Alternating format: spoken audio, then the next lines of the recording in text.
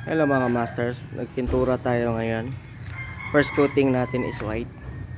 Yan. Second coating natin, ibablock na natin yan lahat.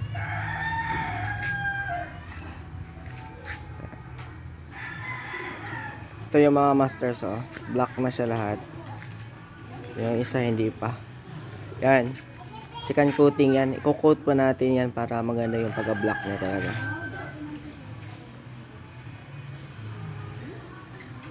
Ito na yan mga masters. Perfect na yung pagka-black niya. Ganda talaga. First coating is white. Medyo magastos ng pintura. Tapos saka i-black. Gamit natin ito is matte black. Yan. Inuna ko muna yung body chamber. Saka na yung mga connector niya.